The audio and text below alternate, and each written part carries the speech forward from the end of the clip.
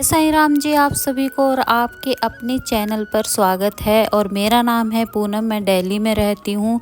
तो ये वाला जो ब्लॉग है ये शुक्रवार का ब्लॉग है। तो बृहस्पति को हमारे यहाँ मार्केट लगती है जिसमें सब्जी बहुत अच्छी मिलती है। तो मैं हफ्ते भर की ले आती हूँ जब मेरा जाना होता है। कभी कभी ऐसा होता है कि मैं नहीं जा पाती हूँ, शाम के टाइम लगती है और वो रात के 10 साढ़े 10 बजे तक मार्केट लगी रहती है। तो सब्जी ले आए थे हम लोग, तो रात को नहीं लगाई फ्रिज में, अभी लगा रही हूँ सारी सब्जियां। जो किचन की सब्जी है, आलू प्याज लहसुन वगैरह, वो वहाँ पे रख देंगे और जो हरी सब्जी है वो फ्रिज में रख देंगे। और जो धनिया पत्ती होती है ना, उसको मैं इस तरह से किसी डब्बे में डालकर रख देती ताकि ये काफ़ी दिन तक चलती है, मतलब 5-6 दिन आराम से चल जाता है। अगर हम ऐसे खुला धनिया रखते हैं तो वो बहुत जल्दी फ्रिज में ख़राब हो जाता है। तो सब्जी लगा दी है।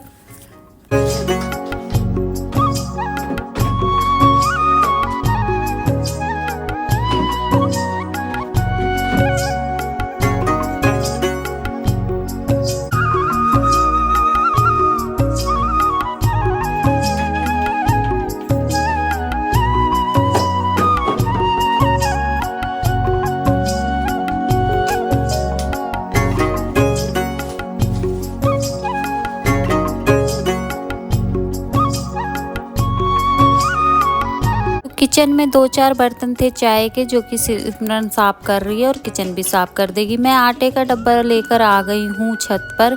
इसको धोना था मुझे, क्योंकि कल जब हम सब्जी लेके आए ना तो थोड़ा सा राशन का सामान भी लेके आए थे। तो इसमें जब मैं आटा डालती हूँ तो इसको धोकर अच्छे से सुखा कर और उसके बाद ही इसमें आटा डालती हूँ। अगर हम गीले बर्तन में आटा डालेंगे तो आटा ख़राब होने के चांस रहते हैं, इसीलिए। और इसको धो के अब धूप में रख दूँगी। जब तक मैं लंच बनाने जाऊँगी किचन में तब इसमें आटा डाल लूँगी। और आज धूप बहुत तेज़ हो रही है और मौसम में ना गर्माहट सी है, मतलब हल्की हल्की सी गर्मी लग रही है और मौसम का कुछ पता ही नहीं चल रहा। जिस दिन मैंने ये ब्लॉग बनाया उससे दूसरे दिन फिर से ठंड हो गई। और इस घर में ना शादी है, इसीलिए मैं बार बार, आपने देखा होगा ब्लॉग में दिखाती हूँ। उसके बाद पक्षियों का बर्तन था उसमें पानी नहीं था, उसमें पानी डाला। और 2-4 पौधे जो मैंने ऊपर रखे हैं, जो कि बालकनी में खिंच पिच हो रखी थी, तो मैंने छत पे रख दिए थे, उसमें भी पानी डाल दिया। उसके बाद मैं आ गई हूँ किचन में। मैं बना रही हूँ यहाँ पर बैंगन का भरता। तो बैंगन के भरते की मैं रेसिपी नहीं दे रही हूँ, क्योंकि बहुत बार आप लोगों के साथ शेयर कर लिया है। लॉन्ग ब्लॉग में भी शेयर की है इसकी रेसिपी, और शॉर्ट ब्लॉग जो आता है मिनी ब्लॉग, उसमें भी मैंने आपको के साथ शेयर की है। उसके बाद मैं छत पे गई हूँ क्योंकि मुझे याद आ गया था, क्योंकि आटा थैले में ऐसे ही रखा था, तो आटे का डब्बा ले आई हूँ। अब इसको कपड़े से एक बार अच्छे से साफ़ कर देंगे। जो भी हल्का फुल्का सा पानी होगा वो भी इसमें से साफ़ हो जाएगा और फिर इसमें मैं आटा डाल दूँगी।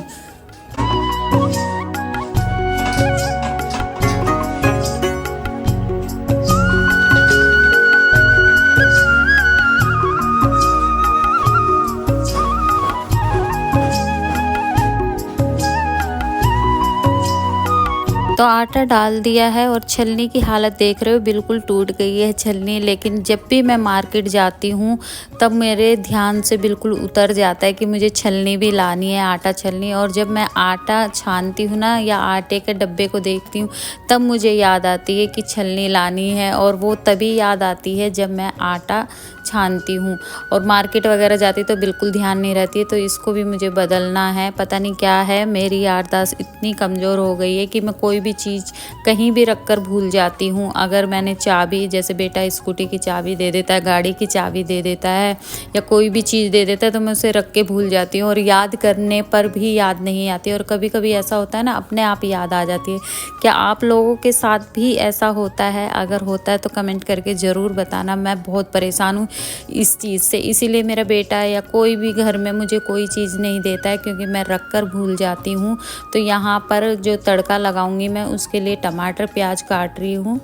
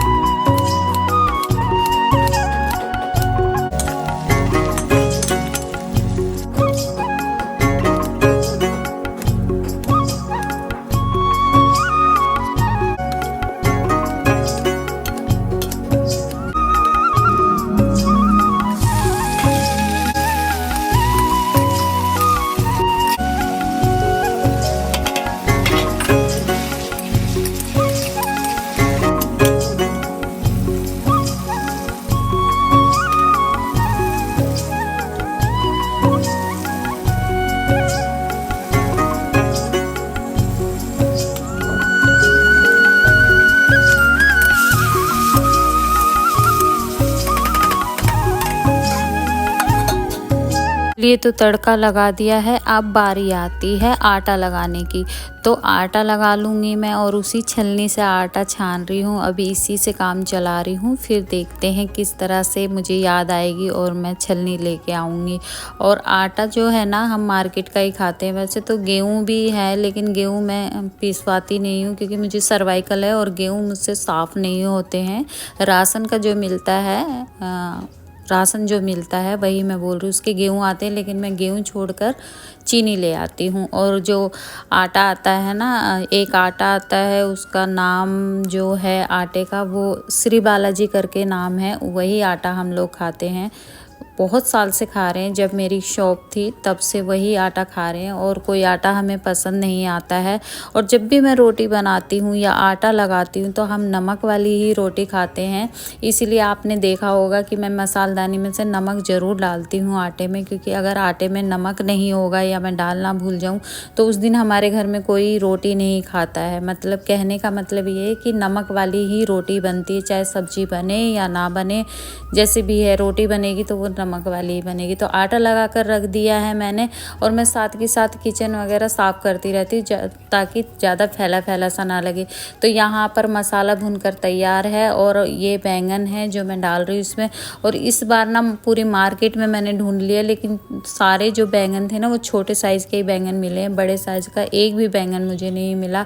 इसीलिए मुझे बहुत टाइम लगा उसको भूनने में। और चूल्हा जैसे जलता है ना, तो चूल्हे पे बहुत आसानी से भून सकते हैं, लेकिन जब गैस होती है ना तो गैस बहुत जल्दी ख़राब हो जाती है बैंगन भूनने से। लेकिन कोई और साधन नहीं है, इसीलिए गैस पे ही भूनने पड़ते हैं बैंगन मुझे।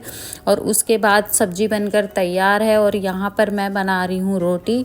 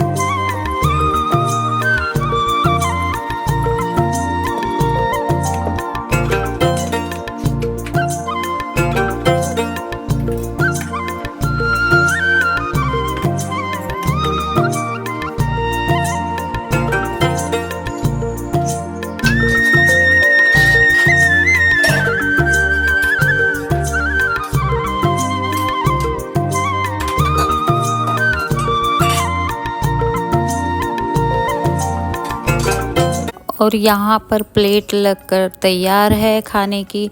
तो दही रखी है मैंने अपने लिए, बैंगन का भरता है और रोटी है, और थोड़ी सी सलाद काट ली है मैंने। और यहाँ पर लगा दी है अपनी प्लेट, खाना खा लेती हूँ मैं। और अभी जो टाइम होगा करीब 2 बजे के आसपास का टाइम होगा, टाइम मैंने देखा नहीं है। और ब्लॉग पसंद आए तो लाइक कर दीजिएगा और मेरे चैनल को सब्सक्राइब कर लीजिएगा।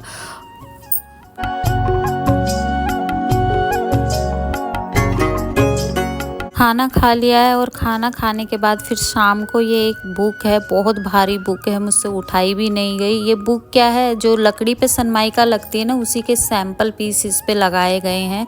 और सोच रहे हैं घर में कुछ काम करवाने की। तो ये हमारी दुकान की ही बुक है, बाहर से नहीं लाए हैं हम, क्योंकि हमारा जो काम है ना, जो हमारी दुकान है वो लकड़ी की है, फर्नीचर वगैरह की। तो ये वहीं की बुक है, बेटा लेके आया था कुछ पसंद करने के लिए, वही मैं इसमें देख रही हूँ कि क्या अच्छा है क्या नहीं है। और ये मुझसे उठाई भी नहीं जा रही थी, इतनी भारी बुक है। कम से कम भी ये 5 तो नहीं 10 किलो से कम की नहीं थी, इसमें इतना वजन था। और हम वही देख रहे थे सैंपल की कौन सी सनमाइका अच्छी रहेगी, कौन सी नहीं होगी। अगर घर में काम होगा तो आप लोगों के साथ तो शेयर करूँगी, और अगर नहीं होगा तो वो भी बाद में पता चल जाएगा।